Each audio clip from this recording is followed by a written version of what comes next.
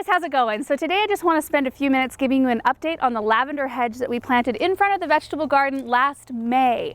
So this hedge is 1 year old and it's looking so amazing that I just really wanted to show it off and show you guys what it looks like, because this is the first time I had planted this variety. It's called Sweet Romance, and the reason I chose it is because this is driveway to my left. And so I didn't want a lavender that got so big, because you know there's some varieties that get huge, and I didn't want it spilling too much over into the driveway, but I still wanted something soft and pretty to look at right here. And I did initially, and I talked about it in the video that we did last year about when we planted it, I talked about how I had originally thought of putting climbing roses on this fence, but I enjoy this structure so much that I wanted just something that was gorgeous most of the season long, but still, you know, you could still see the fence and see that sort of structure in the background. So this lavender is just about at its full size. It grows about 12 to 18 inches tall and wide. And it's a zone 5 through 9. Lavender is notoriously great to put in really crummy soil and in really tough conditions. It's drought tolerant, but I didn't know with the heat that comes off this gravel how it would actually do, and apparently it really likes this spot. We planted 36 total, so there's 18 on either side. This side looks pretty uniform and pretty perfect to me. There's this one right on the end that looks good, it just hasn't grown quite as thick. And then on this side, half of it looks about like the other side, and then the other half, while it still looks healthy, it's just a little bit smaller, and I am also growing a weed in here. Excellent. So I don't know if there was some kind of maybe a water issue on this side, which is something we'll be troubleshooting this year, and that's what you have to do. When we put this in, we kind of raked the gravel away, planted all the lavender, and ran a brown drip line behind them that has the holes every 18 inches. And then we have it piped over to our irrigation system over on the other side. In fact, we run this lavender zone every 3 days for about 45 minutes. And so far they're looking good, and they're not showing any water stress signs. These are just smaller. So I did come in with some plant tone earlier on this season. I typically give all of my plants at least one good fertilizing a year, if not a couple. Lavender doesn't require quite as much. It's a really tough plant. But you can see there, I can already see honeybees out this morning.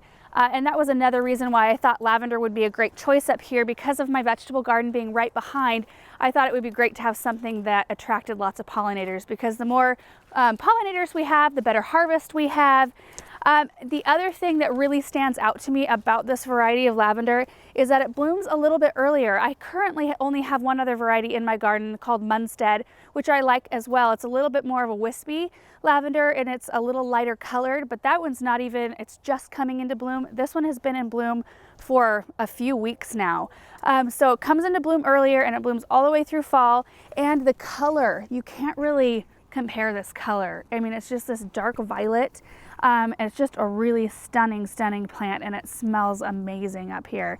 And you can harvest these. I harvested a bunch of them last year to dry, and you can use them in all kinds of different projects, which is kind of fun to have a plant that you can use for multiple different things. And while we're out here, I did want to give you an update on a couple other things. First of all, these are the containers I planted at Easter time. So these were planted early April. You know, I did the big bunny silhouette with some eggs in there.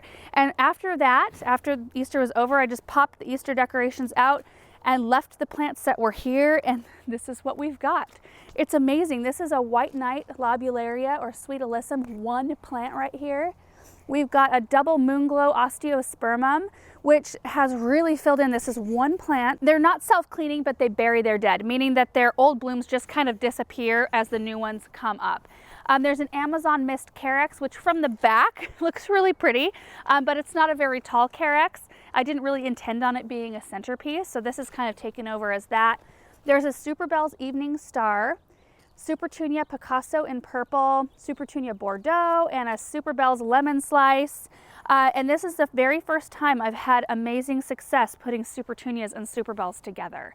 And I don't know, it could be because this pot is on drip and it gets extremely consistent water. I'm not the one, it's not subject to whenever I do it. They tend to do better when they're on really consistent watering. So both of the containers look amazing. And the other thing is the Limelight Hydrangea standards that I planted on either end of the garden space. This was an experiment because this spot like we're really early morning right now, but from about maybe 8 a.m. until the sun goes down, this spot gets full sun. And typically hydrangeas in our area, they have a reputation of not being able to handle that full sun. So I thought, you know what, I'm gonna try this out. I'm gonna pop these in here.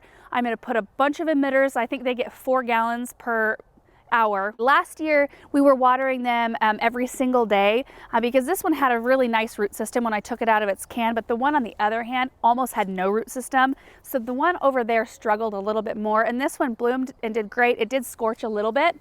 This year they're looking amazing, and I cut them back hard.